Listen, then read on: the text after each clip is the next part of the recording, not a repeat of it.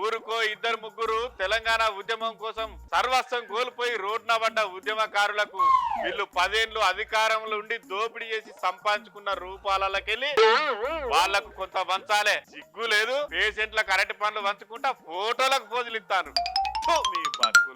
మామ తిట్టకే కాంగ్రెస్ పార్టీ మీద ప్రజల వ్యతిరేకత బగ్గనే ఉన్నది కాబట్టి మళ్ళా మీ పార్టీ అధికారంలోకి వస్తది అని అంటాను. కాబట్టి మీకు మళ్ళా మంచి రోజులు వస్తాయి. ఉద్యమం పేరు మీద ఒక్కసారి మోసపోయినాం. 10 ఏళ్ళు అధికారంలోకి వచ్చినాక ఏమన్నా పనులు అడగపోతే కొత్త రాష్ట్రం కొత్త పాలన అని అట్లా మోసం చేసిండు. ఇక మూడోసారి మోసపోదలుచుకోలేదుగా. నీ వయసు అంతటోళ్ళు అంటే ఉద్యమంలో వాళ్ళ మాటలు నమ్మి మోసపోయిండ్రు కాబట్టి దూరం ఉంటాండ్రు. ఇక ఇప్పుడు కొత్తగా రాజకీయంలోకి వచ్చేటోళ్లకు మీరు మోసపోయిన విషయం తెలియదు కాబట్టి ఇక ఇప్పుడు వాళ్ళని నమ్మించి మళ్ళా అధికారంలోకి వస్తారన్నట్టు. అట్లయితే ఇంకో తరాన్ని కూడా వీళ్ళు మోసం చేయడానికి సిద్ధపడ్డారన్నట్టు. ఇంకో తరం కూడా వీళ్ళ మాయ మాటలు నమ్మి మోసపోవడానికి సిద్ధమైనరన్నట్టు.